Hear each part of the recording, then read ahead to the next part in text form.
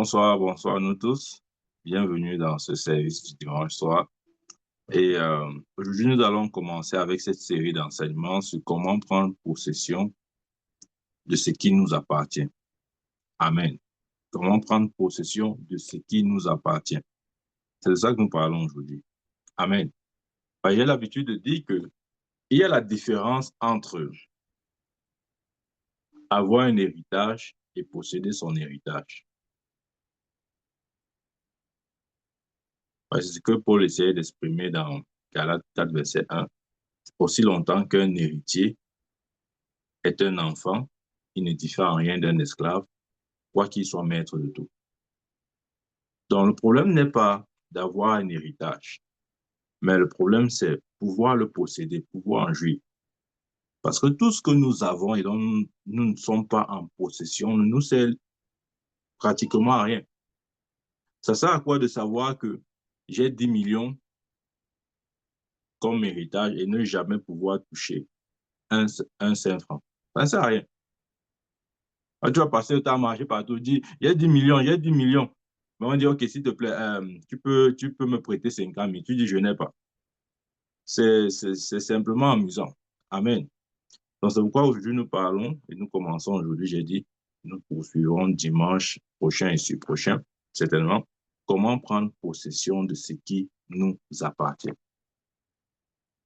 Amen. Et je vais prier pour nous, Père, au nom de Jésus. Je prie afin que tu ouvres nos yeux, notre entendement, que notre esprit soit ouvert, réceptif à ta parole. Au nom de Jésus, j'ai prié. Amen. Comment prendre possession de ce qui nous appartient? Déjà, j'aimerais démonter certaines doctrines que nous avons reçues. Il y a des gens qui pensent que Dieu est le Dieu qui garde ses alliances. Vous voyez ça?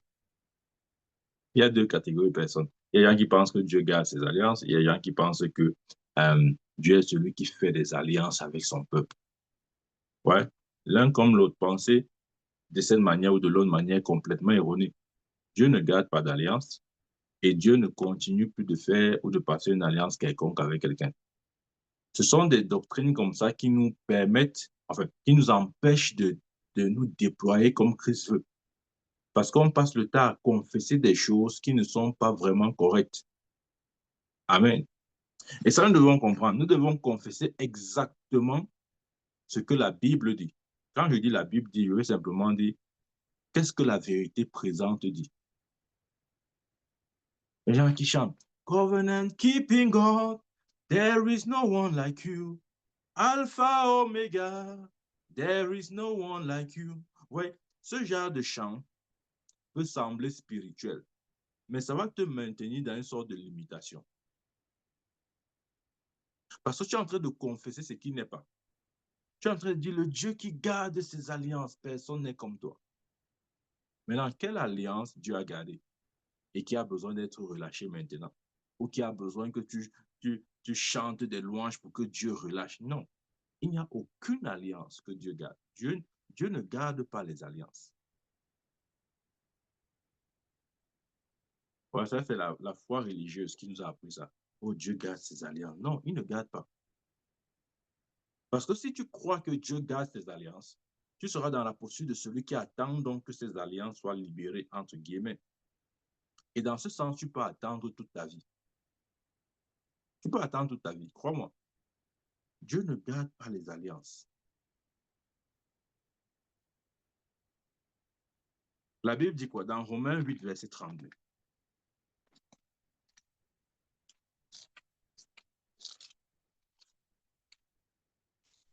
Romains 8, verset 32. Il dit ceci. Lui qui n'a point épargné son propre fils, mais qui l'a livré pour nous, comment ne nous donnera-t-il pas toutes choses avec lui? Oui. Je parle là de la vérité présente. Oublie les choses que tu as lues dans Somme. Oh, le Somme dit que Dieu garde ses alliances. Non, non, non. Laisse ça là-bas. Je suis en train de parler de Romains. L'épître aux Romains, c'est-à-dire le message que Dieu envoie à son Église. Voici la vérité présente. Lui qui n'a point épargné son propre fils, mais qui l'a livré pour nous tous, comment ne nous donnera-t-il pas aussi toutes choses avec lui? À quel moment il a livré? C'est à ce moment-là qu'il nous a donné. Amen. Dieu nous a donné au même moment où il a livré. Et tu dois avoir cette foi-là. N'est pas la foi futuriste. Tu attends, il garde ses alliances, j'attends qu'il me donne ses alliances. Non, non, non, c'est pas ces choses-là.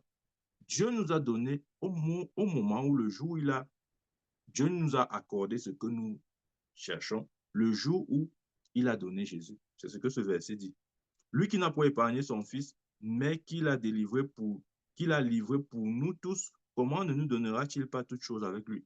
Donc, il y a 2000 ans, ce que Dieu avait promis ou avait en réserve pour nous a été libéré. Il n'y a plus un jour où Dieu va dire, OK, maintenant je vais te libérer ou je vais te donner cette X ou Y chose. Non, non, non. Amen. Ce jour ne viendra pas. Ou ce jour n'existe pas. Et tu ferais mieux, et je ferais mieux aussi, de nous connecter à la réalité qui a pris place il y a 2000 ans. Dieu a donné son Fils. Il a dit, s'il a fait, comment ne nous donnera-t-il pas toutes choses avec lui? Ouais. Ce que je veux dire, c'est quoi? C'est que la femme enceinte, par exemple, une femme enceinte garde son bébé en elle ou dans son sein aussi longtemps qu'elle est enceinte. Le jour où elle accouche, il n'y a plus rien en elle.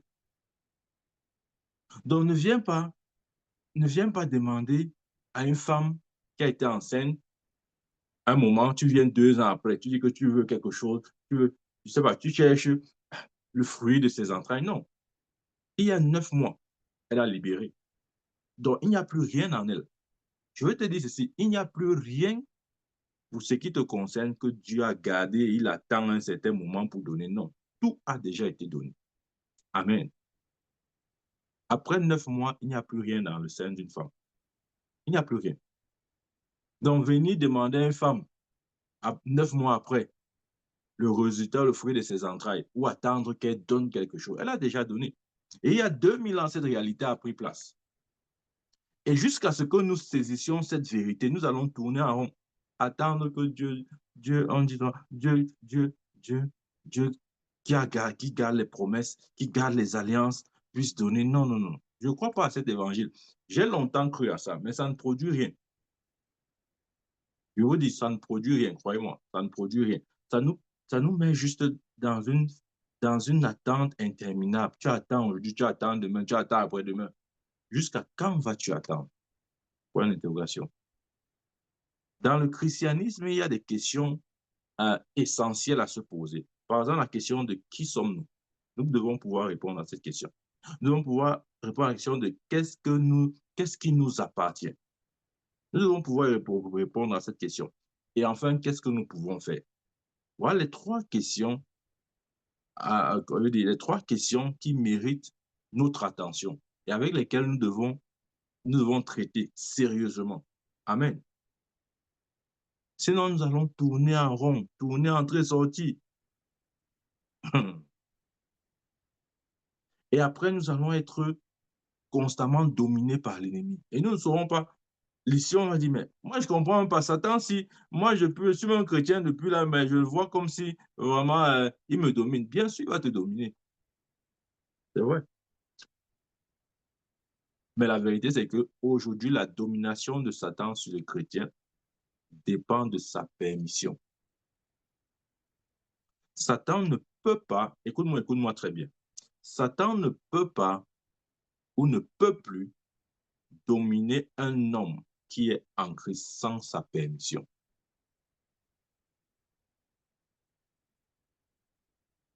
Je reprends.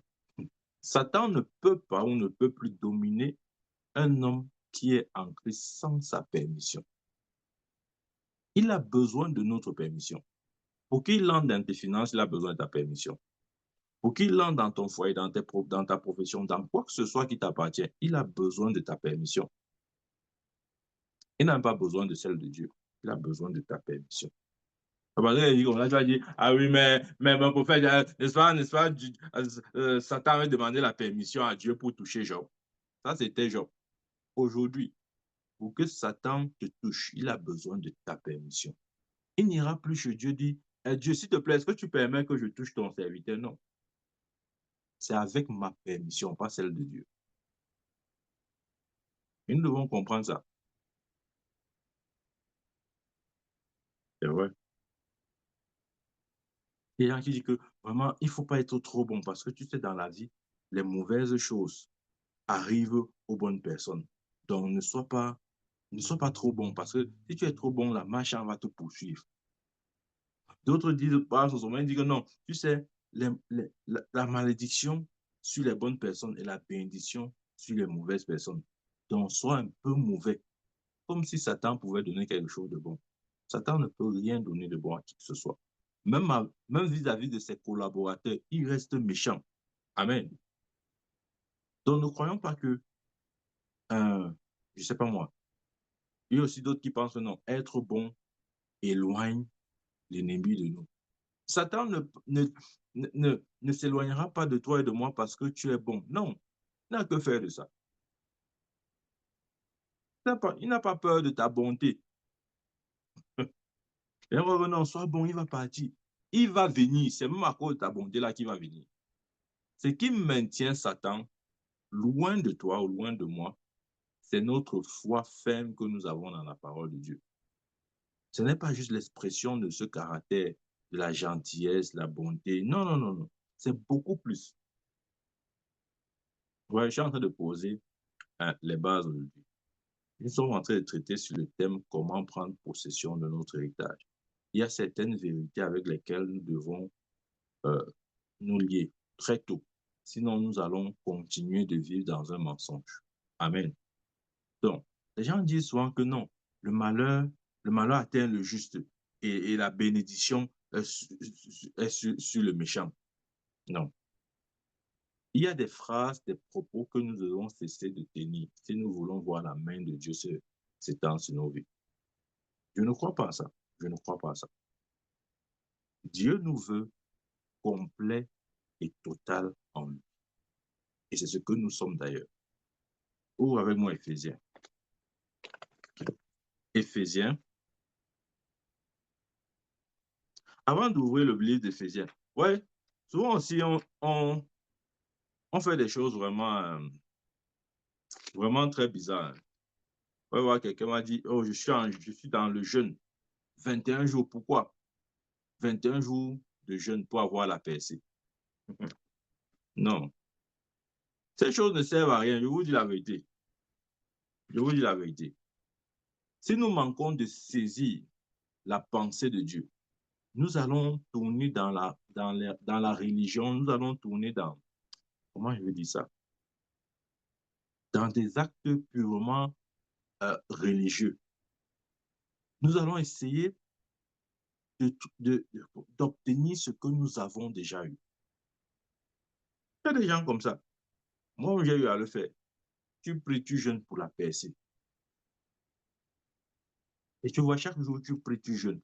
Il n'y a pas la percée. Tu dis non, non, non, c'est pas grave. Je veux continuer. Un jour, ça va venir.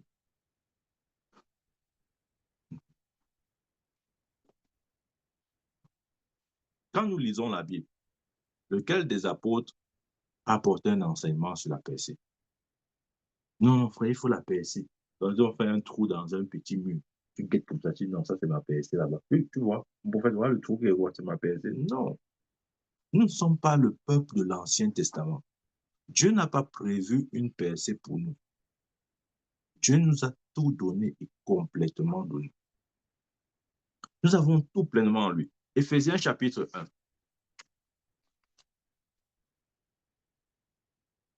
Ouais, je vais aller doucement avec cette série ici. Éphésiens 1, verset. Parce que je vous assure, nos fondements ont besoin d'être révisés. Nous avons véritablement besoin de réviser nos fondements. Éphésiens 1, verset 15 à 23. Il dit, c'est pourquoi, moi aussi, ayant entendu parler de votre foi au Seigneur Jésus-Christ et de votre charité pour tous les saints, je ne cesse de rendre grâce pour vous, faisant mention de vous dans mes prières, afin que le Dieu de notre Seigneur Jésus-Christ, le Père de gloire, vous donne un esprit de sagesse et de révélation dans sa connaissance et qu'il illumine les yeux de votre cœur pour que vous sachiez quelle est l'espérance qui s'attache à son appel, quelle est la richesse de la gloire de son héritage qui réserve aux saints. Voilà. La clé, c'est l'esprit de sagesse de révélation dans sa connaissance. La clé n'est pas la prière pour la percer. Parce que aussi longtemps que l'esprit de sagesse et de révélation dans sa connaissance ne perd pas en toi, jeûne même 40 jours pour la percer, il n'y aura rien. On a plus besoin de connaissance que de toute autre chose. Mon peuple périt faute de connaissance. Il prie pour que Dieu illumine les yeux de leur cœur. Pourquoi? Pour qu'ils sachent. Parce que si notre esprit n'est pas éclairé, nous ne saurons pas. Et tout ce que tu ne sais pas à partir de ton esprit, tu ne peux pas le saisir, de quelque moyen que ce soit. Si tu n'as pas saisi ça par ton esprit, si ce n'est pas le résultat de l'illumination, de la révélation, tu peux te priver de nourriture autant que tu veux. Tu n'auras pas de résultat. Amen. Et qu'il illumine les yeux de notre cœur pour que nous sachions quelle est l'espérance qui s'attache à son appel, quelle est la richesse de la gloire de son héritage qui réserve aux saints. Et quelle est envers nous qui croyons l'infinie grandeur de sa puissance se manifestant avec efficacité par la vertu de sa force. Il l'a déployé en Christ en le ressuscitant des morts et en le faisant asseoir à sa droite dans les lieux célestes. Il y a différence entre s'asseoir à sa droite et s'asseoir du côté droit. Jésus est monté s'asseoir à la droite du Père. La droite est différente du côté droit. Bien souvent, notre compréhension, c'est que Jésus est à la droite. On voit ça comme un lieu géographique. Non, ce n'est pas un lieu géographique. C'est une position spirituelle. Quand on dit qu'il est à la droite du Père, ça veut dire qu'il possède l'autorité. C'est lui qui exerce l'autorité. Pas de fois, on voit que non. Le Père est là, le Fils est à la droite comme ça là. Et le Saint-Esprit, comme c'est un oiseau, il passe le temps à voler sur la tête des deux. Non. Au ciel, il y a un seul corps. C'est le corps de Jésus. Dieu n'a pour corps que celui de Jésus. Ne croyons pas que non, il y a trois corps différents. Il y a le corps du Père, le corps du Fils et le corps du Saint-Esprit. Non. Ou encore, non, le Saint-Esprit, c'est l'oiseau. Il vole sur les têtes du Père et du Fils. Au ciel, il est comme ça là. Ou encore, au ciel, il y a deux trônes. Il y a le trône du Père. Non, la Bible ne dit rien de tel. Apocalypse parle du trône de Dieu. On n'a pas dit des trônes. Donc, lorsqu'il dit ici là, il a déployé en Christ en le ressuscitant des morts et en le faisant asseoir à sa droite dans les lieux célestes, au-dessus de toute domination, de toute autorité, de toute puissance, de toute dignité, de tout nom qui peut se nommer, non seulement dans le siècle présent, mais encore dans le siècle à venir. Verset 22. Ça, c'est la bonne partie ici là. Il a tout mis sous ses pieds et il l'a donné pour chef suprême à l'Église. Dieu a élevé Jésus à sa droite. OK? L'élévation de Christ Jésus à la droite du Père, c'est aussi l'élévation de l'Église. Parce que s'il est la tête de l'Église, si la tête est assise à la droite, le corps sera où? OK, si maintenant ma tête est dans ta maison, mon corps sera hors de ta maison. Non. Là où il y a la tête, là où il y a le corps. Donc si la tête est assise à la droite de Dieu, le corps y est. Nous sommes assis à la droite de Dieu. C'est cette place privilégiée que Jésus allait nous préparer lorsqu'il disait, je préparerai une place pour vous et je viendrai vous chercher afin que là où je sois, vous aussi vous y soyez. Amen. Et ça s'est pleinement accompli lorsqu'il est mort, ok, lorsqu'il est ressuscité et son ascension. Il est monté aussi à préparer la place. Il est redescendu sous forme de l'Esprit de Dieu. Ok. Et maintenant, quand l'Esprit de Dieu vient pour engendrer l'Église, la réalité de la tête devient la réalité du corps. Ça veut dire que nous sommes maintenant assis depuis Acte chapitre 2, l'Église est assise à la droite de Dieu. Exactement comme Christ. Tu vas voir ça. Tu dois voir ça dans ton esprit. Parce que si tu ne vois pas ça, regarde, si tu es conscient que tu es assis à la droite de Dieu, tu penses que Dieu garde encore quoi pour toi? C'est-à-dire que s'il t'a fait grâce d'être assis à sa droite, qu'est-ce qu'il retient encore? Qu'est-ce qu'il retient encore? Quelle alliance, quelle bénédiction il garde encore? Et pour attendre que non, quand mon enfant a fait ceci, il fait. Non, il a tout donné. Nous devons avoir la conscience de la totalité, c'est-à-dire de la plénitude. Dieu a tout donné. C'est ce qu'il essaie de dire ici, là. Il a tout mis sous ses pieds. Il a donné pour chef suprême à l'Église, qui est son corps, la plénitude de celui qui remplit tout en tout. Donc l'Église est la plénitude de Dieu. Tu vois, pour comprendre, pour posséder ce que Dieu nous a donné, j'ai dit, il y a 3 questions fondamentales à se poser. Qui sommes-nous? Qu'est-ce qui nous appartient et que pouvons-nous faire? L'une des choses, c'est que l'une des vérités avec laquelle nous devons, une des vérités que nous devons saisir, c'est que nous sommes assis à la droite de Dieu. Nous sommes assis à la droite de Dieu. C'est un fait, ce n'est pas une promesse. Dieu n'a pas dit, OK, je vous ferai asseoir un jour. Non. Si tu n'es pas assis maintenant, tu ne seras jamais assis. Si en Christ Jésus, cette vérité n'est pas vraie pour toi, elle ne sera jamais vraie. Ce n'est pas lors de l'enlèvement que ça prendra effet. Non, ça a pris effet. Jésus a dit, j'irai je préparerai une place pour vous. Je viendrai vous chercher afin que là où je sois, vous aussi vous soyez. Où est-ce qu'il est à la droite de Dieu? Où sommes-nous à la droite de Dieu? Regarde, tu es assis à la droite de Dieu. Non, non, non, non. Mon prophète, est-ce que c'est vrai? Tu ne dois pas dire ça. Je te dis, tu es assis à la droite de Dieu. Est-ce que ton esprit peut saisir cette vérité? Parce que si tu ne te vois pas comme étant assis à la droite de Dieu, il sera impossible de prendre, comment je vais dire ça, de posséder ce que Dieu t'a donné. Parce que posséder ce que Dieu t'a donné dépend aussi de ta position. C'est vrai. Je prends un exemple. Si tu n'as pas la position d'enfant par rapport à un père, tu ne peux pas hériter. Donc l'héritage dépend aussi de la position de la personne. Un exemple. Mon héritage en termes de biens, enfin, mes biens vont directement à mes enfants à cause de leur position. C'est à cause de leur position, enfin, c'est leur position qui leur donne accès à l'héritage. Mais si tu ne comprends pas déjà ta position, comment tu vas prendre possession de ton héritage? Ce n'est pas possible.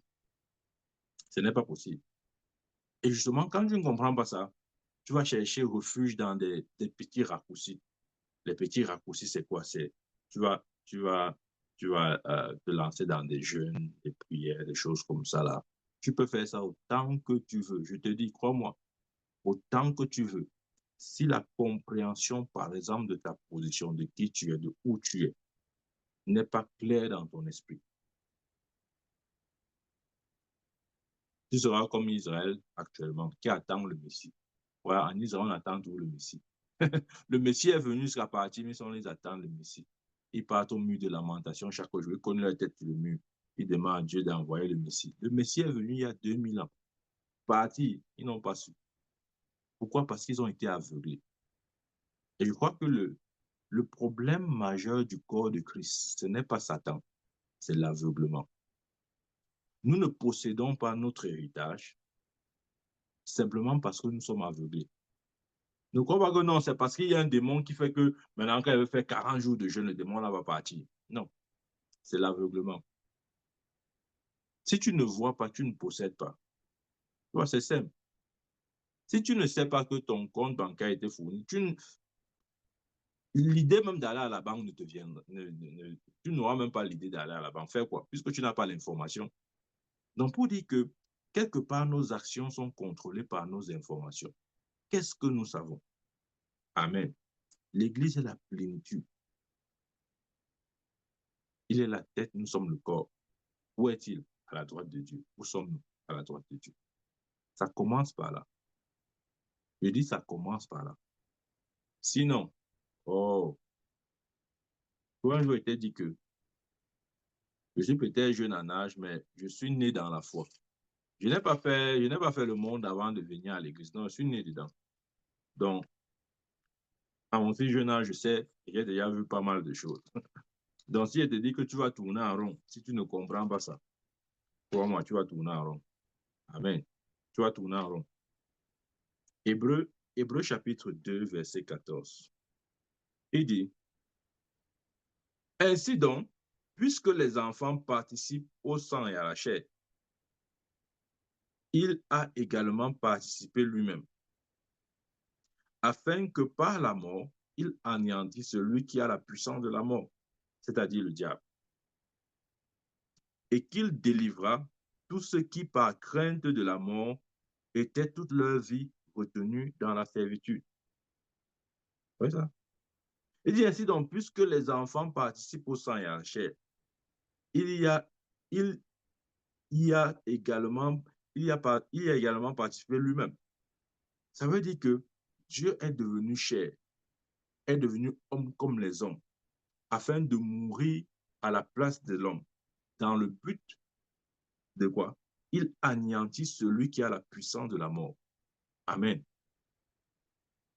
Jésus, par sa mort, a anéanti, a désarmé, a détrôné, a dépouillé celui qui avait la puissance sur la mort, c'est-à-dire Satan.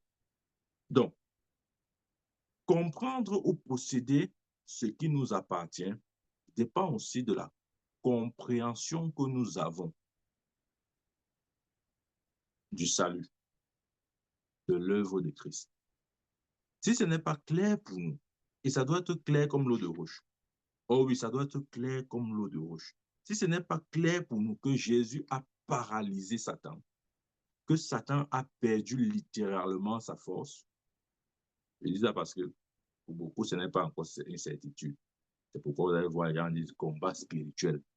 Ça veut dire quoi, combat spirituel? Non, mon prophète, tu ne comprends pas. Je combats contre les démons. La Bible dit, Éphésiens, notre lutte n'est pas contre la chair et le sang, mais contre les principautés, les dominations. Nous triomphons. Non, non, non, calmez-vous, calmez-vous. C'est pas comme ça. Dieu ne nous a jamais envoyé combattre. C'est Jésus qui a combattu. Nous ne pouvions pas combattre. Jésus a combattu, il nous a donné la victoire. Et maintenant, il dit, mes enfants, marchez dans cette victoire. Donc, pour comprendre ou pour posséder notre héritage, nous devons avoir une compréhension exacte de notre victoire. C'est le malin.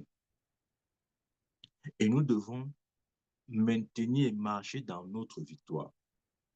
Ce n'est pas seulement dire que non, mon prophète, je vais lancer un petit jeûne là. Bon, 3 jours. Bon, après, si ça ne va pas, il va marcher à 7 jours. Maintenant, il va aller à 21 jours, 40 jours. Va même à 300 jours. Si tu n'as pas la compréhension de ta victoire, si ce n'est pas clair, aussi clair que 1 plus 1 font 2, tu ne pourras pas. Non, je vous dis. Tu vas chaque jour lutter contre le dernier sorcier, le dernier esprit. Oh Seigneur, voilà, on commence à dire que, voilà, on va dire que non. Non, bien aimé, tu sais, il y a l'homme fort. Tu vois, non, l'homme fort, c'est l'homme fort qui détient ta destinée. C'est l'homme fort qui contrôle ton étoile. Ton étoile est contrôlée. Tu dois dire à l'homme fort de lâcher ton étoile. Ta destinée Oh, Seigneur Jésus. N'avez-vous pas lu que la Bible dit, notre vie est cachée en Christ et Christ en Dieu? Comment l'homme fort fait pour détenir ta destinée? Tu vois, le problème, c'est que tu deviens exactement à l'image de tes pensées et de tes croyances. C'est ça, la Bible dit, tel un homme pense, tel il est. Satan, je vais vous dire, j'ai dit, il ne peut pas avoir de même prise sur la vie d'un chrétien, sauf avec sa permission. Il ne peut pas. Et comment est-ce qu'il obtient notre permission? En nous maintenant dans l'ignorance. Lorsque le chrétien vit une vie constante dans l'ignorance, inconsciemment, il donne la permission légale à Satan d'agir dans sa vie. Et ça, même Dieu ne pourra pas s'y opposer. Non. Non. Tu peux pas donner. Je ne peux pas ouvrir ma fenêtre la nuit, supposons, dans les zones tropicales, Cameroun. La nuit, j'ouvre mes portes, mes fenêtres. Ça veut dire quoi? Je suis en train d'autoriser ou de permettre aux moustiques d'entrer. Quand les moustiques vont entrer, je ne pourrai plus les empêcher de me piquer. Et ça ne sera pas la faute de Dieu. Parce qu'après, on va dire, oh Dieu, pourquoi tu as laissé que le moustique me pique? Il te dira d'abord pourquoi tu as laissé ta porte ouverte. La, la, la, la plus grande porte que Satan utilise pour nous oppresser, pour manifester, pour agir comme il veut, c'est la porte de l'ignorance. Lorsque nous ne savons pas, oh, il aime ça. Il est prêt à tout pour nous maintenir dans l'ignorance. Parce que la vérité, c'est que ce qu'il nous fait croire là, c'est faux. Par la mort, il a anéanti celui qui avait le pouvoir de la mort, c'est-à-dire le malin. Il a paralysé. Satan est littéralement paralysé. Il n'a plus cette autorité. Mais d'où vient cette autorité? De notre ignorance. Même s'il est paralysé, pour ceux qui sont ignorants, il demeure efficace. Ouais, c'est bizarre, mais c'est ça aussi. La paralysie de Satan n'agit que pour ceux qui sont libres. Vous connaîtrez la vérité vous affranchira. Pour les chrétiens qui ne sont pas libres, qui sont encore toujours dans l'ignorance, Satan pourra opérer malgré sa paralysie. Et je prie au nom de Jésus que ce ne soit pas ton cas, que Satan ne trouve aucun moyen d'expression dans ta vie. Et pour cela, ça passe par la connaissance. Bien aimé, tu dois connaître. Tu dois connaître. Bats-toi pour connaître. Et il n'y a aucun substitut à la connaissance. Je ne crois pas que non. Même si je ne connais pas, ce n'est pas grave. Mon prophète, je veux jeûner, je veux prier. Mon prophète, je vais aller au concert. Je veux faire beaucoup les concerts. On dit que, on dit que, mon prophète, tu n'as pas appris que chanter, c'est prier 2 fois. Donc, je vais aller chanter. Je veux prier 2 fois. Fais tout ce que tu veux, rien ne marchera. Rien ne marchera. Verset 14. Ainsi donc, puisque les enfants participent au sang et à la chair, il y a également participé lui-même, afin que par la mort, il anéantit, ça c'est la paralysie de Satan, il anéantit celui qui a la puissance de la mort, c'est-à-dire le diable. Verset 15. Et qu'il délivra tous ceux qui, par la crainte de la mort, étaient toute leur vie retenus dans la servitude. Ouais, j'ai dit au début de ce message que prendre possession de son héritage passe par la compréhension de l'œuvre de Christ. Les gens croient que non, prendre possession de l'héritage, non, c'est seulement qu'on va venir là, on va proclamer. Non, le prophète va proclamer. Je proclame que tu prends possession de ton héritage. Ça ne va pas marcher. Oh, donc tu vas voir que ça va marcher. Ça passe par la connaissance.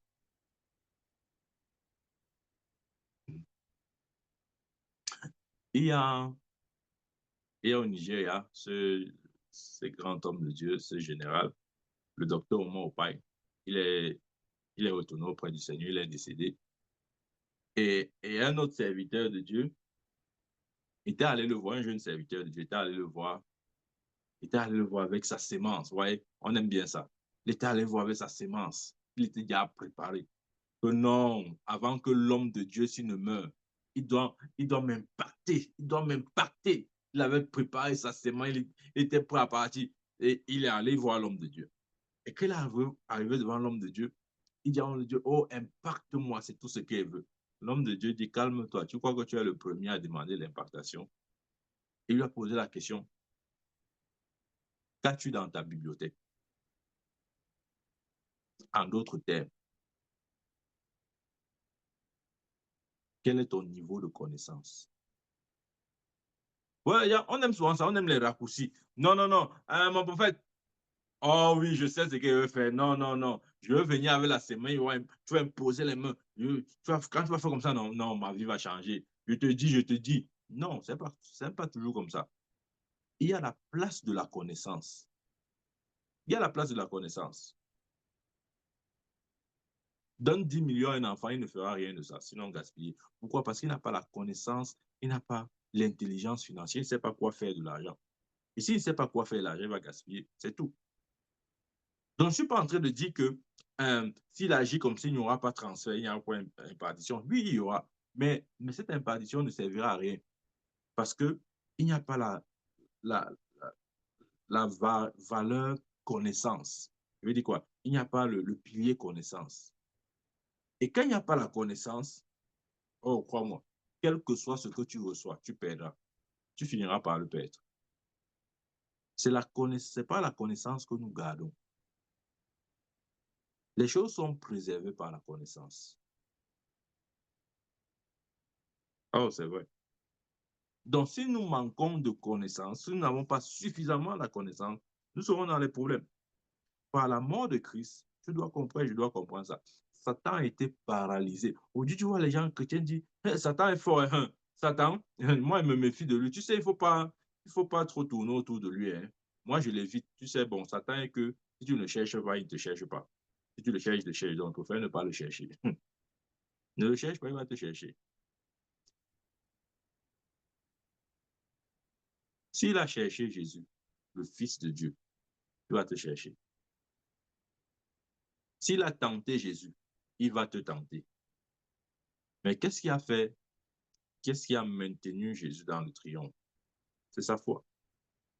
La foi en la parole de Dieu. Chaque fois, il disait toujours, il est écrit, il est écrit, il est écrit, il est écrit. Amen. Je parlais tout à l'heure des vérités passées et des vérités présentes. Dans le même esprit, il y a des gens qui pensent que non, il est impossible de se délivrer de Satan. Que non, si Satan t'a enchaîné, non, non, tu as besoin, entre guillemets, de quelqu'un qui est libre pour te délivrer. Non, c'est pas vrai. Même s'il t'a enchaîné, même si tu as enchaîné, tu n'as pas besoin de quelqu'un qui peut pour te délivrer. Parce que la vérité, c'est que tu as déjà été délivré. Ça, c'est la vérité. Tu as déjà été délivré. Maintenant, tu vas me dire comment on se libérer. On se libère par la connaissance. Je ne sais pas combien et comment je dois le dire pour que nous saisissions cette vérité-là. C'est la connaissance qui a franchi. Plus tu connais, plus tu es libre. Même dans la vie, laissons même la foi. Revenons dans la vie courante. Plus tu connais, plus tu es libre. Moins tu connais, plus tu as les problèmes. J'aime souvent donner cet exemple. Si chez toi, tu as les problèmes d'électricité et que tu n'as aucune connaissance, notion en électricité, tu es dans les problèmes. Même un électricien qui a un problème d'électricité chez lui n'est pas dans les problèmes.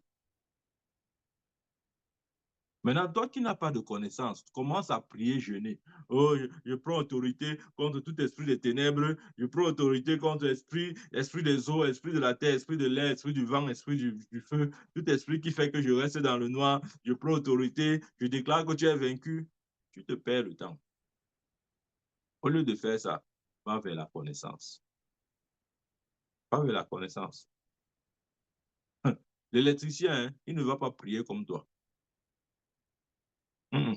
Il va pas passer le temps à jeûner, prier, non. Il va prendre son testeur, ses appareils, il va monter dans le plafond, il va toucher le fil qu'il faut toucher, la lumière va revenir. Mais toi, tu vas passer toute ta vie à prier. C'est comme ça que nous passons tout le temps, tout notre temps. Nous passons le temps, nous perdons le temps. Voilà. Non, je prie au nom de Jésus que nous puissions nous ajuster à la vérité présente. La vérité présente. J'insiste dessus. Il y a la notion de la vérité passée et la vérité présente. Je prends un exemple. Si quelqu'un vient dire aujourd'hui, on pose la question. Qui est le président du Cameroun? Il dit Amadou Ahidjo. Amadou Ahidjo est le président du Cameroun. Ouais, je suis sûr que dès que j'ai dit ça, tu arrives. C'est exactement ce que nous faisons spirituellement. Nous essayons de construire notre foi sur des vérités anciennes. Et nous laissons les vérités présentes. Il fut un temps, il était président du Cameroun, mais aujourd'hui, ce n'est pas lui. Donc, quand quelqu'un dit non, on peut région, qui est le président de la République? C'est Ahidjo, le président de la République. Si c'est ce qu'il sait, c'est faux. C'était vrai un temps, mais maintenant, ce n'est plus vrai. Et c'est un peu ça notre problème, c'est que nous aimons aller chercher ce que Dieu a dit autrefois. Des paroles qui sont totalement révolues dans le contexte du Nouveau Testament ou de l'Église. Et on essaie de construire notre foi avec ça. Oh Seigneur, toi qui gardes les alliances. Comme David avait dit à Dieu, l'Éternel garde les alliances. Toi aussi, tu viens dire, l'Éternel garde les alliances. David était né de nouveau, non. David avait l'Esprit de Dieu en lui, non. Pourquoi alors tu confesses ce qu'il confessait? Ouais, on doit tamiser, on doit trier. Je ne suis pas en train de dire que tout ce que David avait dit était faux, non, mais on doit trier. Par exemple, ce qu'il avait dit, le Somme 23 reste d'actualité. On doit pouvoir trier pour filtrer et retenir. Ouais, c'est pour ça que Paul, parlant de la prophétie, dit ne méprisez pas les prophéties, mais examinez toutes choses et retenez ce qui est bon. Nous devons pouvoir retenir ce qui est bon dans ce qu'on appelle la Bible. Parce qu'il y a des choses que Dieu a dit qui étaient purement contextuelles et limitées dans le temps. Et pour nous de venir confesser ça, c'est de se mettre dans une sorte de joug. Et ça ne va pas marcher. Ça ne va pas marcher. Imaginez-vous à l'examen, on pose la question aux enfants. Qui est le président du Cameroun? Un enfant écrit Amadou Ahidjo. Il aura le point. Non, il n'aura pas de point. Il n'aura pas de point. Il n'aura pas de point. C'est impossible d'avoir le point si tu réponds de cette manière. Il y a les vérités passées et les vérités présentes. Exemple. Satan. OK. Dans Jean 12, verset 31. On voit un peu Jean 12, verset 31.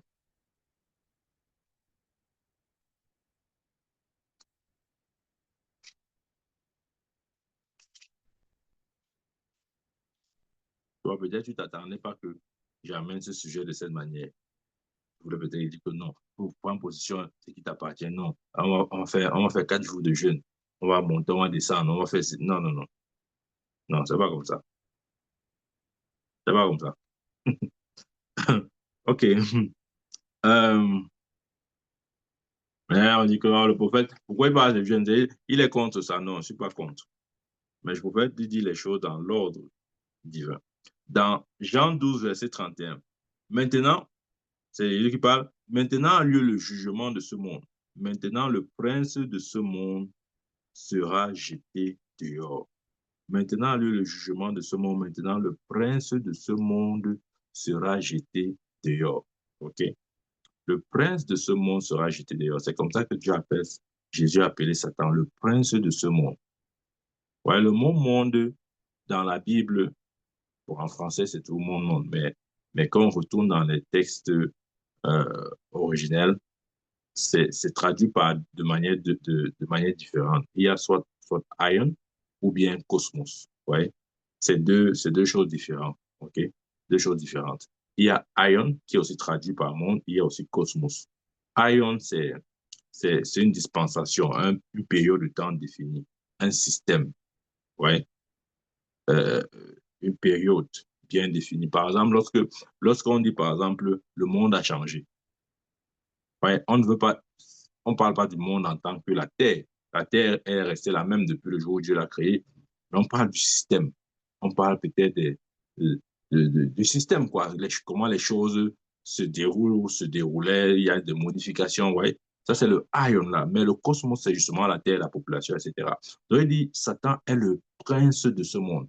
Il est le prince du cosmos. Il est le prince de la Terre. OK? Nous voyons, nous aimons confesser ça. Oh, Jésus a dit que Satan est le prince de ce monde. Jésus a dit que Satan est le prince de ce monde. Et, et, et nous ne considérons pas la vérité qui a pris place après que Jésus ait dit ça. Lorsqu'il dit que Satan est le prince de ce monde, et c'est vrai, parce qu'il a pris cette domination d'Adam en mangeant le fruit défendu, il a pris l'autorité enfin, il a pris, lui, la domination que Dieu avait donnée à Adam sur le cosmos, ça c'est vrai. Mais nous ne tenons pas compte du fait que quelque chose s'est produit entre le moment où Jésus dit ça et maintenant. Ce qui s'est produit, c'est que Hébreu 2, verset 14 a pris place. Par sa mort, il a anéanti, il a paralysé celui qui avait le pouvoir de la mort, c'est-à-dire Satan. Donc, si nous disons juste que Satan est le prince de ce monde, sans inclure la dimension de l'œuvre de Christ, nous allons une fois de plus vivre dans une vérité ancienne. Tout à l'heure, j'ai parlé d'Aïdjo. Et nous aimons bien ça. Nous aimons inconsciemment, hein, je le dis, c'est inconsciemment parce que personne, normalement, ne veut vivre dans une forme d'esclavage. Mais nous aimons bien euh, réciter juste des choses sans les remettre dans leur contexte. Il est le prince du cosmos, oui, mais Jésus est venu, il a fait quelque chose. Il a paralysé par sa mort celui qui a le pouvoir sur la mort. Amen. C'est pour ça que je dis, la compréhension ou le fait de posséder ce qui nous appartient passe aussi par notre compréhension que nous avons du salut. Tu ne possèdes pas ce qui t'appartient juste parce que tu es né de nouveau, tu as confessé Jésus. Non. Ta nouvelle naissance te rend potentiellement éligible, mais c'est par ta connaissance que tu possèdes. C'est ça qu'il a dit. Aussi longtemps qu'un héritier est un enfant, il ne diffère en rien d'un esclave, quoi qu'il soit maître de tout. Quand il est enfant, il est potentiellement appelé à hériter, mais il ne va pas systématiquement hériter aussi longtemps qu'il demeure dans cet état d'enfant. C'est vrai que Paul disait, lorsque j'étais un enfant, je parlais comme un enfant, j'agissais comme un enfant. Maintenant que j'ai grandi, j'ai fait disparaître l'enfant qui était en moi. Il est important que nous fassions disparaître l'enfant qui est en nous. Je dis ça autrement. Il est important que nous parvenions à la connaissance qui a franchi. Sinon, on va passer le temps à lire la Bible et ce sera juste un très beau livre dans lequel nous ne nous retrouvons pas forcément. Par exemple, quand la Bible a dit, je vous ai donné le pouvoir de marcher sur les serpents, les scorpions, sur le puissant et ténèbres, rien ne pourra vous nuire. Tu vas lire comme ça, en pensant à ta propre situation, tu vas couler les larmes. Parce que tu vas voir que c'est en défendant avec la réalité, avec ta réalité. C'est quelque chose que Dieu a dit. Mais dans ta vie, c'est le contraire. Dieu dit, je vous ai donné le pouvoir de marcher. Regardez, tu vois. Je vous ai donné le pouvoir de marcher sur les serpents, les scorpions, sur toute la puissance de l'ennemi. Il n'a pas dit, je vous ai donné le pouvoir de lutter. Moi, je ne sais pas pourquoi nous aimons lutter comme ça, là. Dieu dit, je vous ai donné le pouvoir de marcher. Non, ça t'énerve. Non, tu ne veux pas marcher. Tu dis, non, Dieu, moi, je ne veux pas marcher. Moi, j'aime la lutte. J'aime la lutte. Je veux bagarrer. Je veux bagarrer. Dieu dit, ça, c'est bon. J'ai bagarré pour toi. Maintenant, marche. Tu n'aimes pas ça. Non, Dieu, je veux seulement lutter. Lutte alors. Tu vas te perdre le temps. L'une des meilleures manières de se perdre le temps, hein, c'est d'essayer de faire ce que Dieu ne nous a pas demandé de faire et attendre que nous soyons soutenus dans notre action. Non. Si tu pars lutter, ça a tes risques et périls. En tout cas, Dieu ne sera pas derrière toi. Dieu n'a jamais dit aller lutter. Il a dit aller marcher. Qu'est-ce qui est plus glorieux, marcher ou lutter? Marcher ou lutter? Nous devons choisir maintenant les vérités sur lesquelles nous allons désormais faire reposer notre foi. Amen. Qu'est-ce qui est plus glorieux? Je pose la question, lutter ou marcher?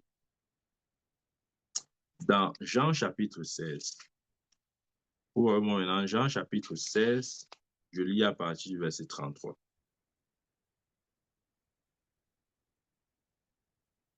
C'est Jésus qui parle, il dit, je vous ai dit ces choses afin que vous ayez la paix en moi. Vous aurez des tribulations dans le monde, mais prenez courage, j'ai vaincu le monde. Waouh! Ouais, quand nous lisons attentivement les paroles de Jésus, hein, il est impossible que nous n'arrivions pas à la conclusion qu'il est Dieu. Parce que même un homme, dans toute sa sagesse, ne peut pas parler comme Jésus. C'est impossible. Regardez l'homme le plus sage qui était Salomon. Vous ne pouvez pas comparer les paroles de Salomon à celles de Jésus. C'est d'un autre niveau. Je vous ai dit ces choses afin que vous ayez la paix en moi. Vous aurez des tribulations dans le monde, mais prenez courage, j'ai vaincu le monde. Vous aurez les tribulations dans le monde. Ouais. L'essence de ce verset, ce n'est pas de nous dire que nous aurons des tribulations. Dieu n'est pas en train de mettre en exergue les tribulations. Il est en train de mettre en exergue notre victoire. Il faut bien comprendre le sens de cette communication-ci. Dieu n'est pas en train de dire, les enfants, oh les tribulations, préparez-vous, ça arrive, oh les tribulations. Il ne voudrait pas que nous soyons concentrés sur les tribulations, mais plutôt sur la victoire. Ouais, pour pouvoir prendre possession de ce qui nous appartient, nous devons avoir la mentalité du victorieux.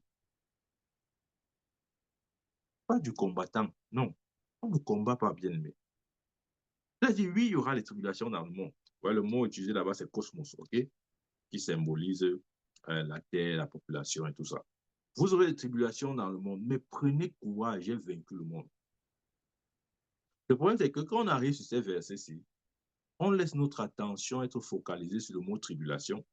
Et avec la peur qui est en nous, on commence à paniquer. On voit les tribulations. Oh, c'est vraiment. Comment que l'enlèvement vient vite. Le prophète a dit qu'il y a l'enlèvement. Pourquoi ça traîne comme ça là? Oh, vraiment, les tribulations, s'il ne me laisse plus, Seigneur, viens m'enlever. Non, ce n'est pas comme ça. Vous aurez des tribulations dans ce monde, mais prenez courage, j'ai vaincu le monde.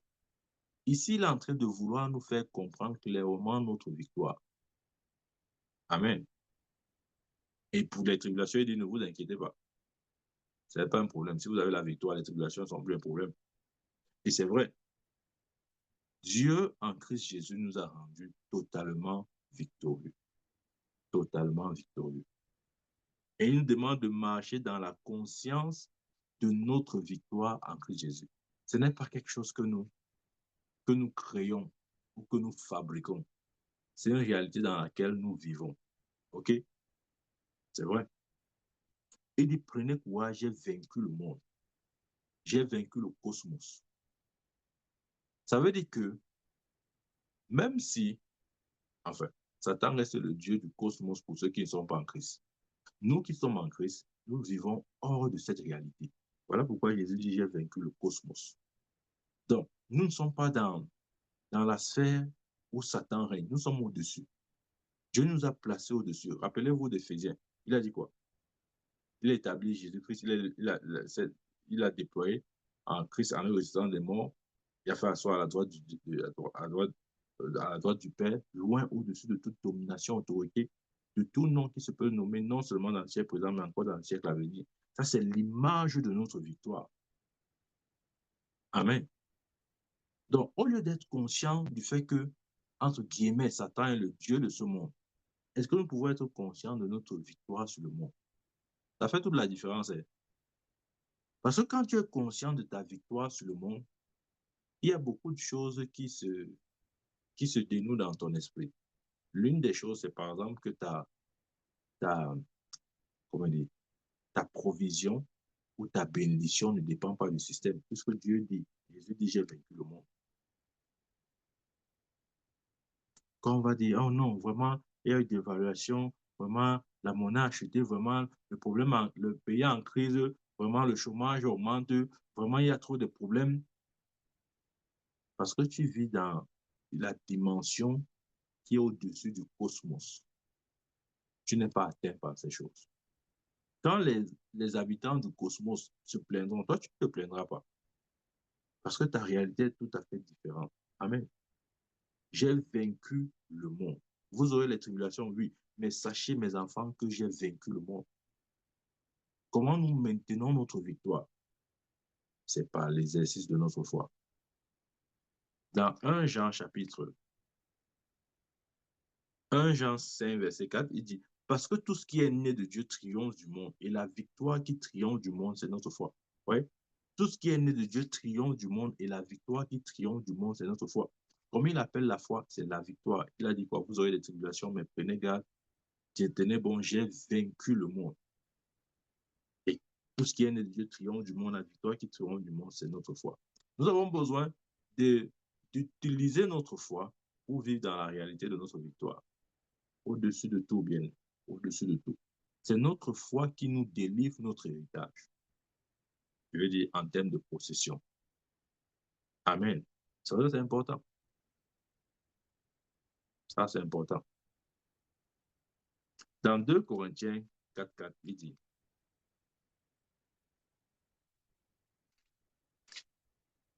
2 Corinthiens 4, pour les incrédules, dont le Dieu de ce siècle a aveuglé l'intelligence afin qu'ils ne vissent pas briller la splendeur de l'évangile de la gloire de Jésus-Christ, qui est l'image de Dieu. Ça, c'est Satan ici. OK?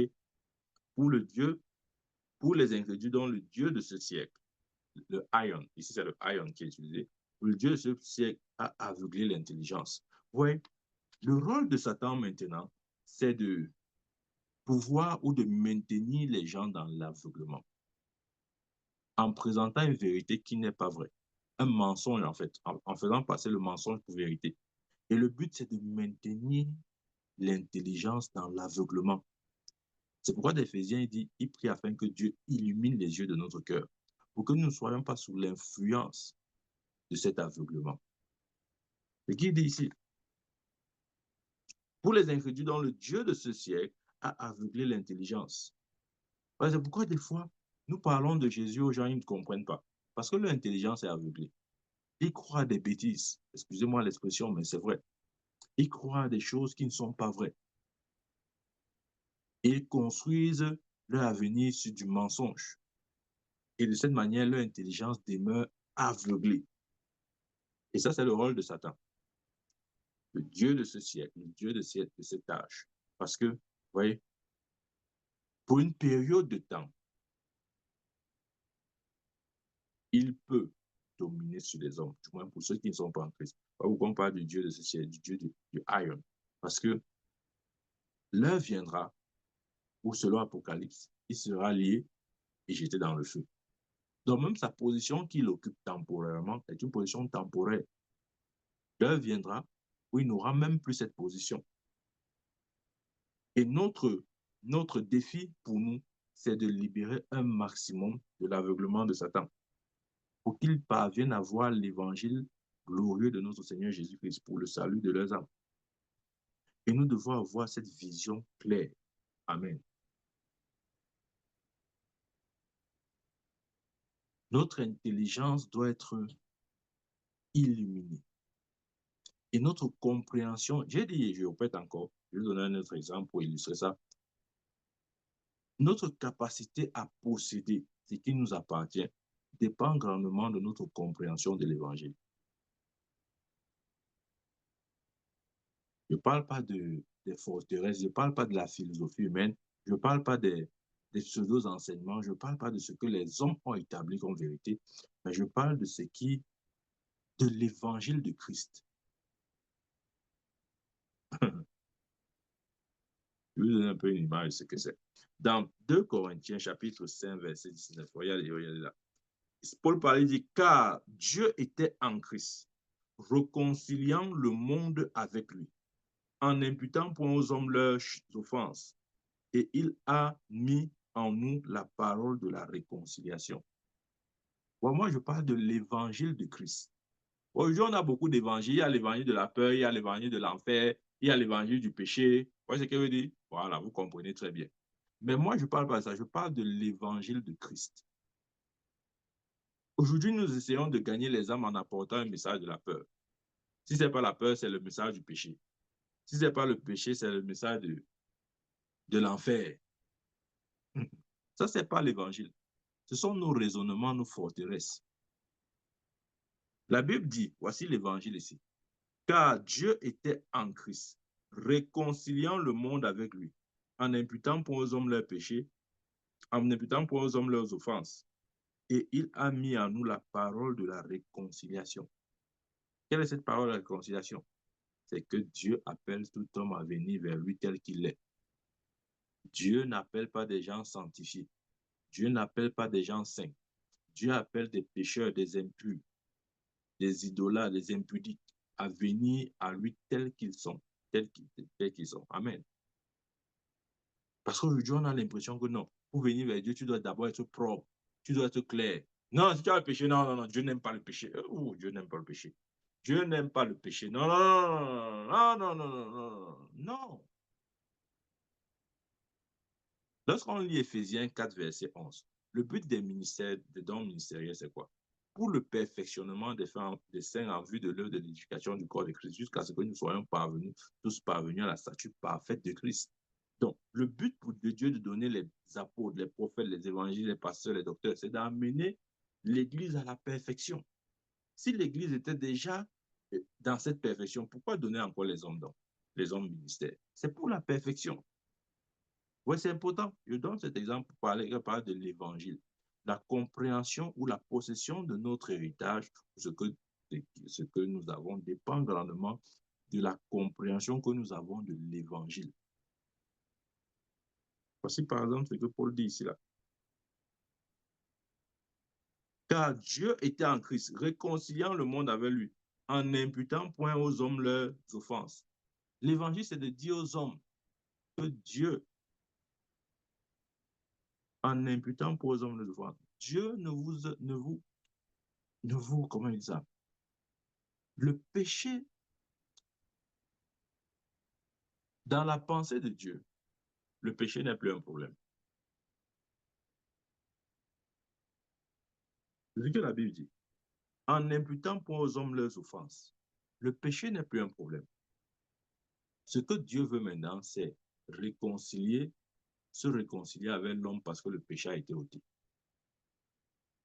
Et quand tu comprends que le péché a été ôté, ça ne fait même plus partie de tes analyses, de ton raisonnement, de ton vocabulaire.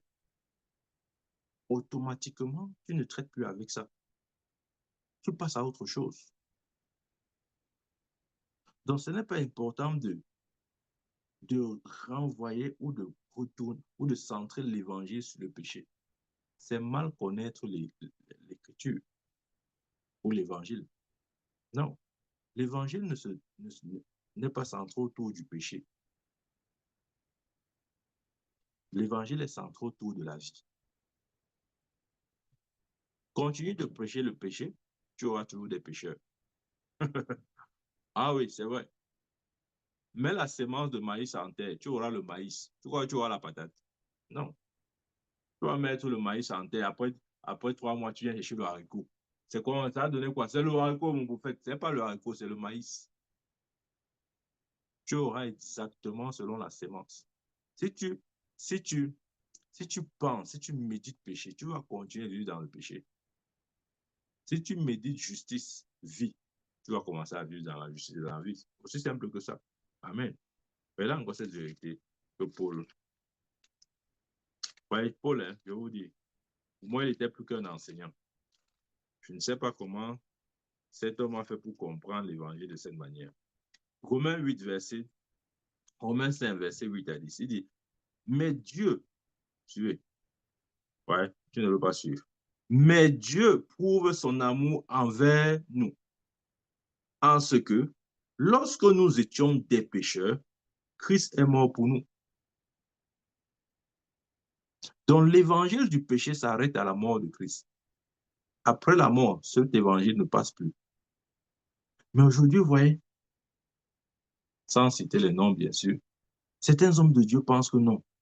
L'évangile, c'est se tenir sur le pupitre, prêcher le péché. Le péché, mon frère, le péché va t'amener en enfer. Mon frère, change de vie. Le péché. Cet évangile s'arrête à la mort. Après la mort, prêcher sur le péché ne sert plus à rien. Ça ne sert plus à rien. Ça va construire et former des hypocrites. Tout à l'heure, tu as dit que je suis jeune, mais il y a des choses que quand je dis, il faut prendre très au sérieux. Je peux donner un exemple. Il y a cet homme de Dieu, Mamadou Karambi, papa Mamadou Karambi. Il prêchait aussi comme ça là. Quand il monte, lui-même il dit, c'est pas moi qui dis, c'est lui-même. Quand il montait sur son pupitre, ah non, ah, les pécheurs sont morts. Il va bombarder, bombarder, bombarder. On appelle ça le message de la sanctification. Tu vois, quand un prédicateur prêche sur le péché, on dit que non, il a le message de la sanctification. C'est quoi la sanctification? La Bible dit Christ est notre sanctification. Nous ne trouverons pas la sanctification dans nos œuvres, mais dans la réalité de l'œuvre achevée et finie de Christ. Lorsque nous croyons de cette manière-là, à ce qu'il a fait, nous devenons sanctifiés pour Dieu. Ça n'a rien à voir avec j'ai menti, je n'ai pas menti. Si j'ai menti, ça veut dire que je ne suis pas sanctifié. Si je n'ai pas menti, alors je suis sanctifié. Ça n'a rien à voir avec ça. Donc, il prêchait toujours comme ça là. Oh oui, hein, les pécheurs, les pécheurs. Oh, oh, oh, oh. Si tu mets, il allait même plus loin. Si tu mets les femmes là, quand tu mets comment on appelle ça? Quand tu mets les fards, okay, les maquillages, oh non, c'était le péché. Tu as mis même les mèches. Non, non, non, c'est le péché, c'est le péché. Tu dois être pur comme une vierge. Tu dois être sainte. Tu ne dois pas avoir de péché en toi. Tu ne dois pas faire ces choses. Tu dois être comme Dieu t'a créé. Ah oui. Jusqu'à ce qu'un jour, il était en train de voyager et il part à l'aéroport pour prendre son vol. Et il a vu l'une de ses fidèles qui avait ça. Ouais, comment on s'habille à l'aéroport, non? Elle avait porté un habit près du corps, cintré, jupe qui déborde un peu le genou, talons, maquillage, pas, clignotant. Elle avait tout mis. Mèche. Quand il voit comme ça, là, il a vu la première, Et dès que la fidèle a vu que hey, mon pasteur, là, elle a fui. Et Dieu lui a dit, tu vois, alors tes chrétiens que tu formes des hypocrites. Même si ce que tu disais est vrai, regarde comment ils sont.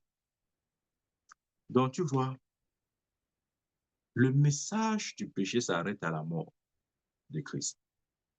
Parce qu'après la mort, c'est la résurrection, c'est la vie. Regardez l'évangile de Paul. Moi, j'aime l'évangile de Paul. Tous les autres, toute là, je n'écoute pas ça. Je n'écoute pas ça. J'écoute Paul. Il dit, mais Dieu prouve son amour envers nous en ce que lorsque nous étions encore des pécheurs, Christ est mort pour nous. Nous étions donc nous ne sommes plus. Oh, est-ce que regarde moi? Nous étions des pécheurs. Donc venir dire chrétien qu'il est pécheur, ce n'est pas conforme à ce que Dieu dit.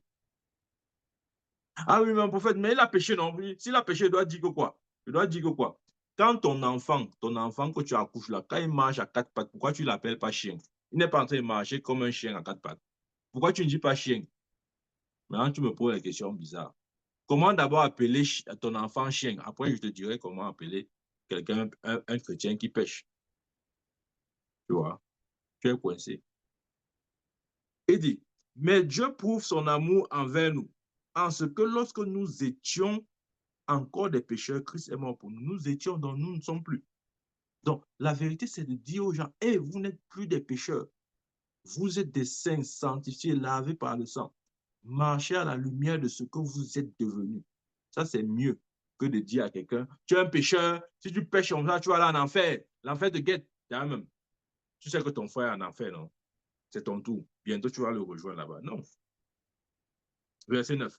À plus forte raison, donc, maintenant que nous sommes justifiés par son sang, serons-nous sauvés par lui de la colère. Nous sommes justifiés. Il y a deux manières de parler. Tu peux dire à un chrétien, tu es un pécheur. Tu es un pécheur. Il dit pourquoi? Non, parce que tu as péché, voilà tes péchés. Tu crois que tu vas avoir tes péchés. Et Satan nous maintient dans cette conscience du pécheur. Et il sait qu'aussi longtemps que nous vivons dans cette conscience, nous ne pouvons pas manifester la vie de Dieu. Ce genre de chrétiens, vous allez les voir dès qu'ils entrent à l'église. Ils peuvent même en train de louer et d'adorer Dieu. Après, ils se mettent à pleurer. Tu crois que c'est la gloire de Dieu qui l'amène à pleurer? Non. Satan est en train de murmurer dans son oreille. Regarde-moi le pécheur là. Tu fais quoi ici là? Tu fais quoi ici là? Après, il se plaint, Seigneur, pardonne-moi. Je suis un pécheur. Je suis un pécheur. Satan dit, oui, répands-toi encore plus. Je suis un pécheur. Pardonne-moi, pardonne-moi. Tu croyais que tu étais quoi? Tu étais un pécheur. Et nous gardons cette mentalité. Et nous ne serons jamais libres. Regardez ce que la Bible dit. À plus forte raison, donc, maintenant que nous sommes justifiés. Tu vois, si tu médites plus, je crois que je veux encore prêcher sur ça, la justification. Si tu médites plus sur la justification, la conscience du pécheur va te quitter et les œuvres du pécheur également. Mais si tu médites sur le pécheur que tu étais, tu vas continuer le péché. Tu ne vas pas t'arrêter. Tu ne vas pas t'arrêter, je te dis la vérité. À plus forte raison, donc, maintenant que nous sommes justifiés par son sang, serons-nous sauvés par lui de la colère. Ouais, le sang de Jésus nous préserve de sa colère. Vous savez pourquoi Israël avait mis le sang sur les poteaux et les linteaux de leur porte? C'était pour se préserver de Dieu. Le sang préserve. Parce que la colère de Dieu devait passer sur l'Égypte. Et la seule façon de se préserver, c'était d'avoir le sang. Le sang préserve.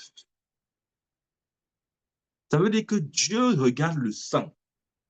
Il ne regarde pas à celui... Dieu n'a pas regardé à celui qui était dans la maison. Non. Écoute-moi très bien. Dieu n'a pas regardé qui était dans la maison des enfants d'Israël. Non, il ne regardait pas ça pour préserver. Non, il ne regardait pas ça. Il regardait, est-ce qu'il y a le sang sur les poteaux et les linteaux? C'était ça. Ce n'est que sur ce paramètre que Dieu s'attardait pour déterminer s'il devait entrer dans la maison ou pas. Ou du moins, si l'ange de la mort devait entrer à la maison ou pas. Dieu dit ça autrement. Ce que je veux dire, c'est que si les Égyptiens avaient compris l'intelligence de Dieu sur la puissance du sang et qu'ils s'étaient réfugiés dans la maison des Israélites, l'ange de la mort ne les aurait pas touchés. L'ange de la mort a frappé, pas à cause de leur péché, mais à cause de l'absence du sang sur les poteaux et les linteaux. Je peux encore dire ça autrement. Si Israël mettait les poteaux et les linteaux sur leurs portes et qu'ils ne restaient pas dans la maison sur laquelle il y a le sang, bien sûr, allaient cette nuit-là séjourner dans la maison des Égyptiens, ils allaient mourir. Parce que c'est à cause du sang qu'ils ont été préservés. Vous voyez, ces deux lectures consentent. C'est-à-dire que Dieu préserve à cause du sang. Il ne regarde pas qui est dans la maison, non. Dès qu'il voit le sang, il passe par-dessus. Donc, si certains Égyptiens étaient malins, ils allaient juste se cacher dans les maisons où il y avait du sang.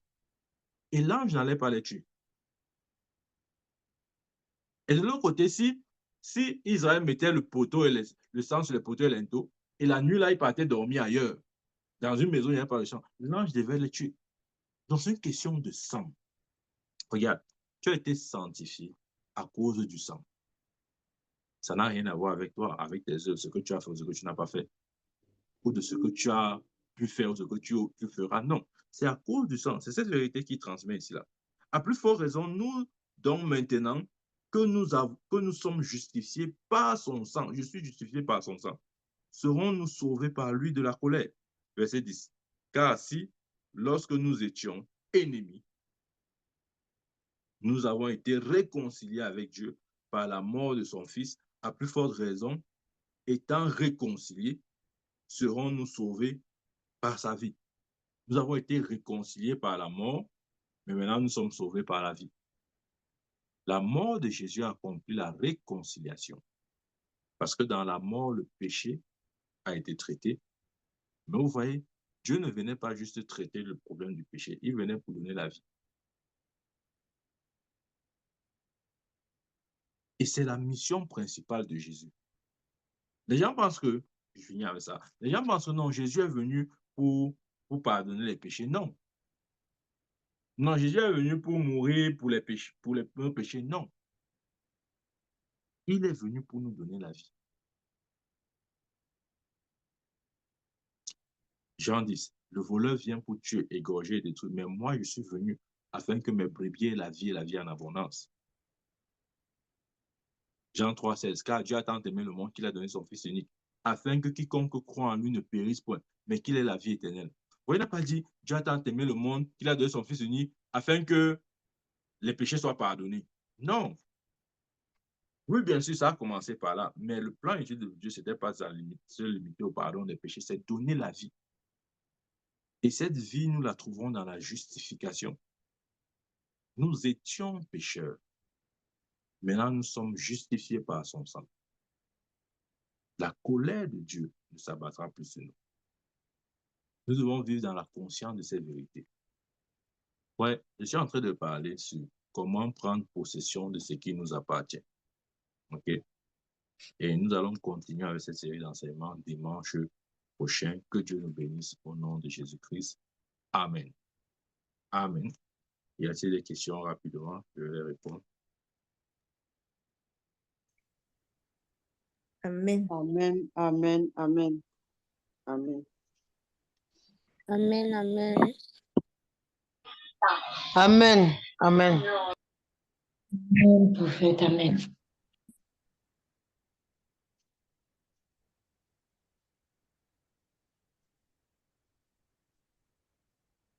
Questions? Rapidement, s'il y en a.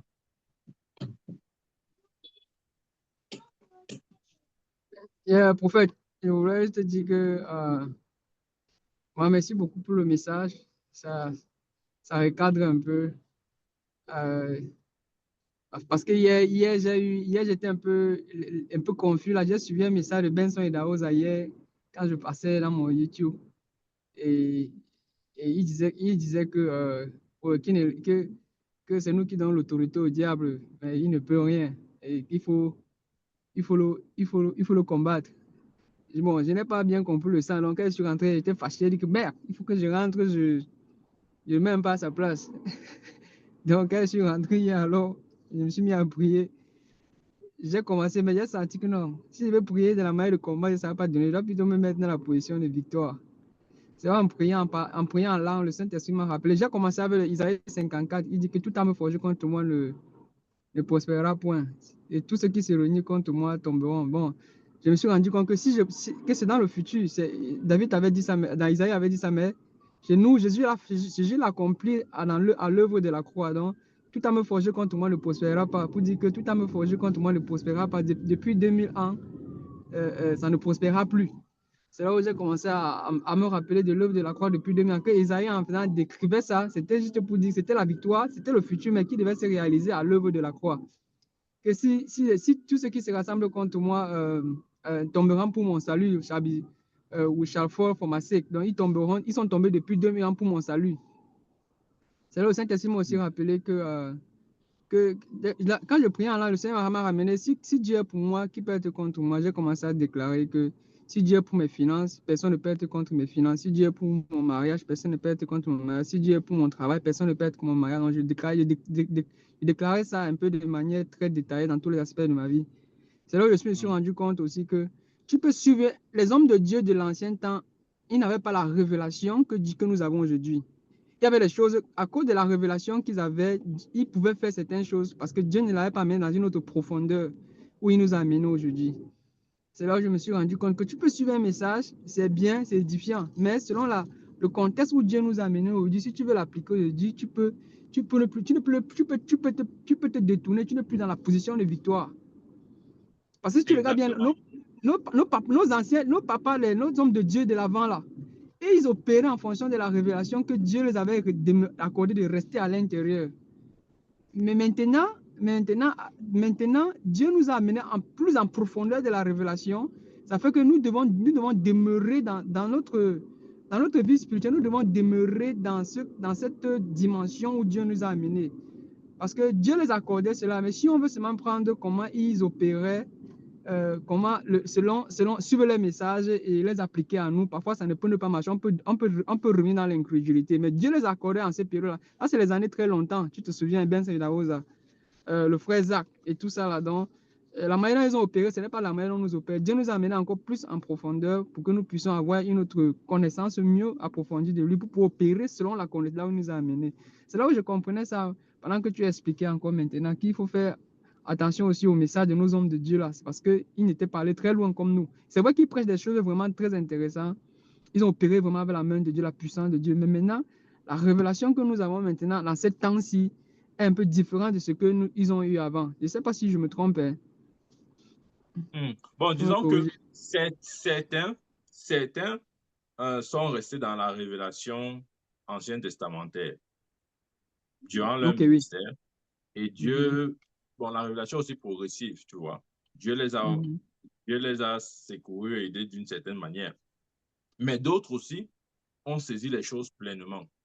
C'est-à-dire la compréhension de notre position, notre victoire, etc. Les hommes, comme tu as cité, comme Benson et Daosa, sont les hommes qui ont bien compris ça, très bien même. Parce qu'il y a un degré de victoire sur l'ennemi dans lequel tu ne peux pas te mouvoir si tu n'as pas compris ces choses. Ce n'est pas possible. Ce n'est pas juste, comment il dit, ce n'est pas juste l'opération d'un don spirituel, tu vois. Tu peux opérer dans un don spirituel. Regarde, la victoire sur l'ennemi n'a rien à voir avec l'opération d'un don spirituel, non. C'est la conscience de ta position, de qui tu es en Christ Jésus. Ça, ce n'est pas le don spirituel. Le don spirituel, c'est quoi? C'est que, OK, avec un don peut-être de parole, de connaissance, il peut venir là dire, il y a telle situation, il y a telle personne qui vit ça, ça, ce sont les dons spirituels. Ça ne fonctionne pas dans la dimension confrontation avec l'ennemi. Non. Tu vois?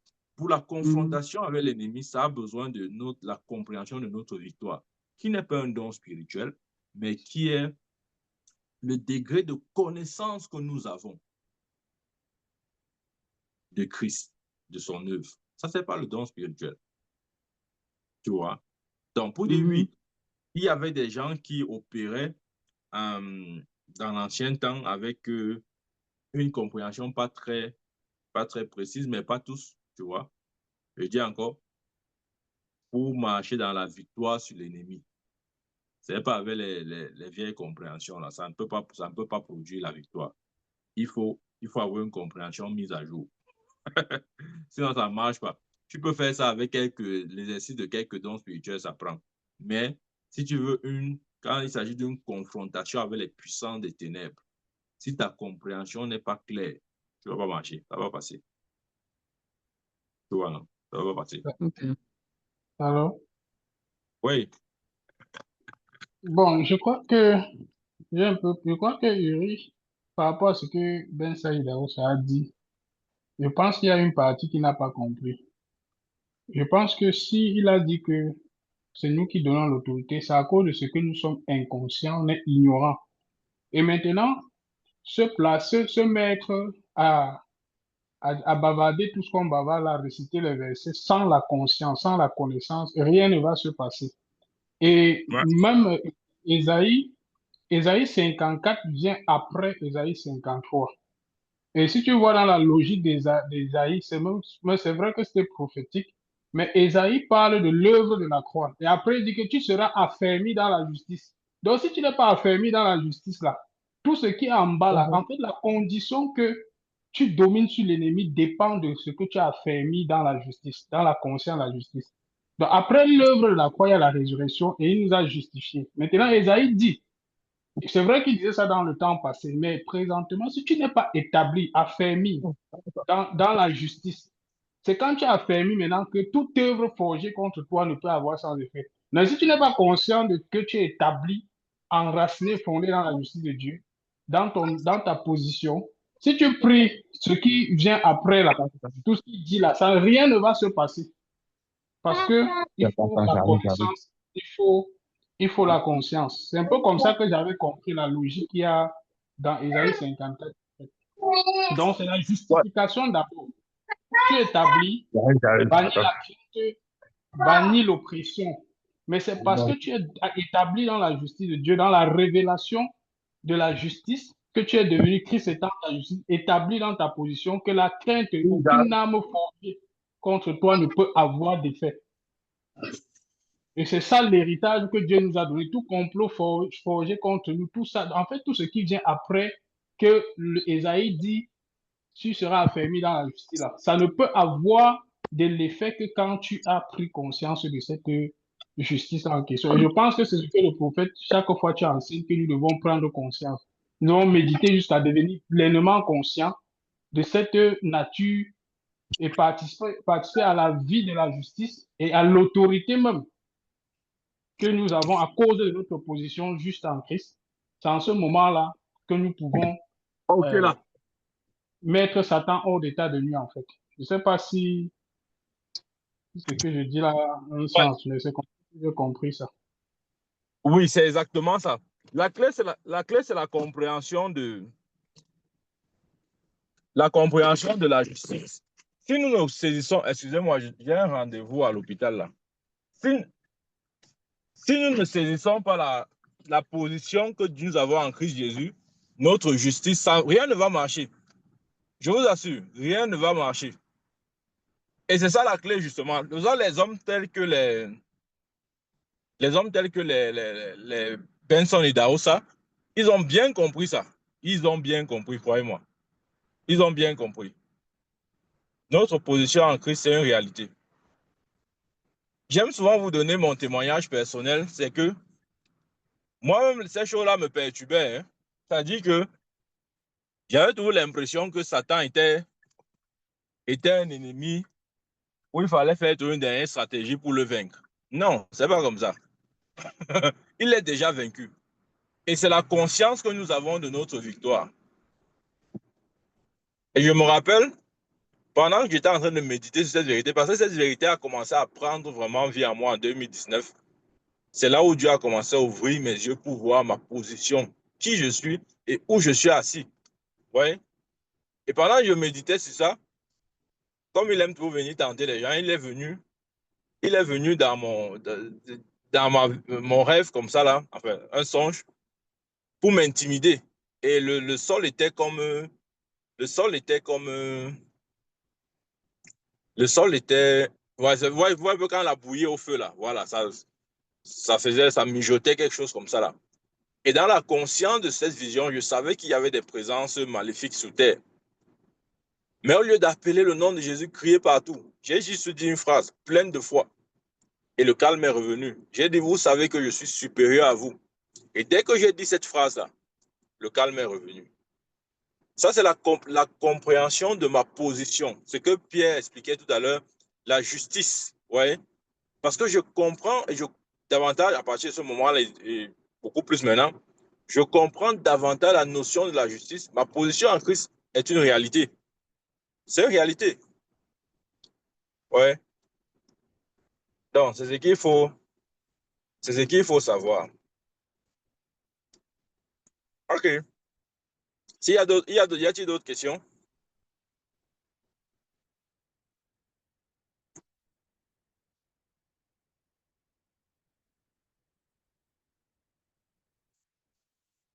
Mais comment personne ne parle? Il n'y a plus de questions.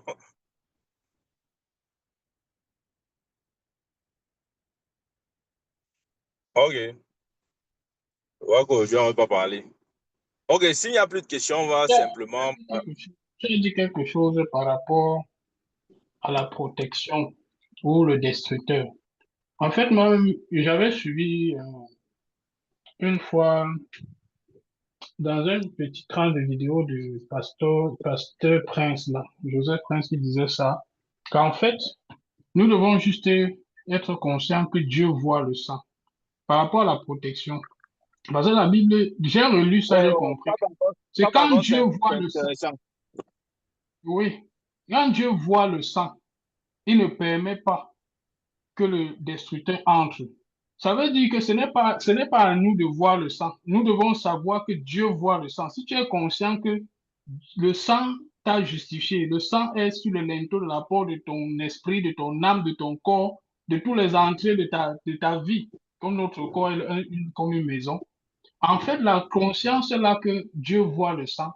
Nous devons savoir que le dévoreur, le destructeur ne peut pas entrer parce que nous savons que Dieu, c'est lui qui voit le sang, ce n'est pas forcément nous. Mais maintenant, il faut savoir, j'étais en train de, quand tu parlais de ça, là, c'est ça qui m'est revenu à l'esprit, là. Donc,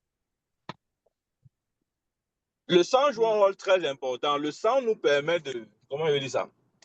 Le sang nous justifie. Ça fait que Dieu ne nous voit plus comme des pécheurs. Et si c'est le cas, c'est à cause du sang.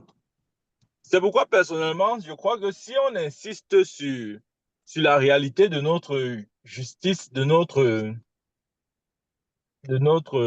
position en Christ, des choses comme ça, là, nous allons vivre une vie plus libre. Mais si on insiste sur ce que nous étions, des pécheurs, on peut dire ça, je vous assure, hein, on peut prêcher ça autant qu'on veut. Il n'y aura pas de libération pour le peuple. Il n'y aura pas.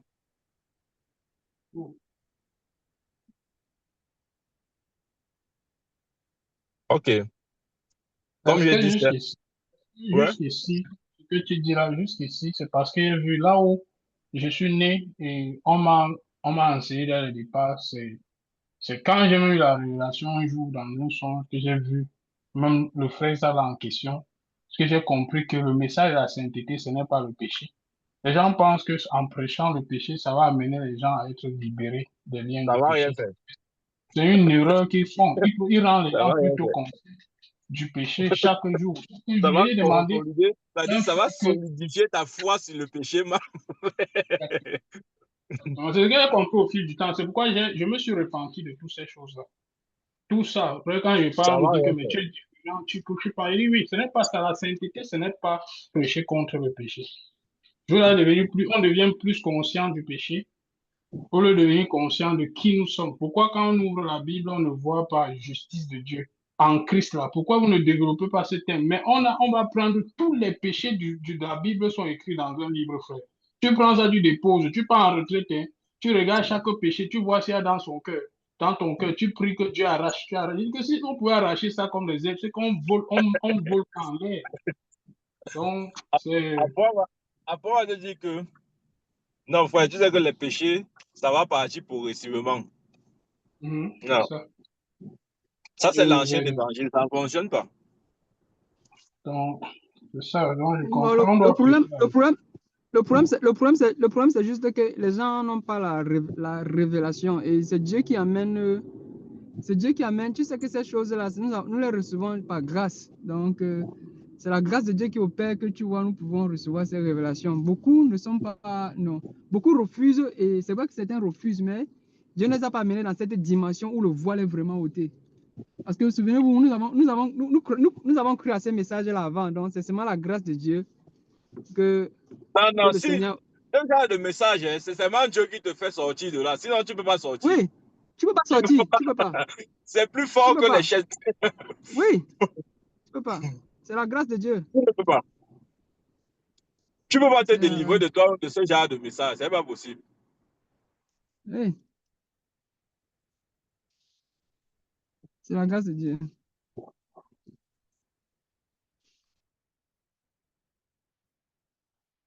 Ok. Comme je disais, nous sommes au début. On va continuer avec ce thème dimanche prochain et sur prochain. Et ma prière, c'est que à la fin de cette série, que nous puissions voir les choses un peu plus claires. Ok.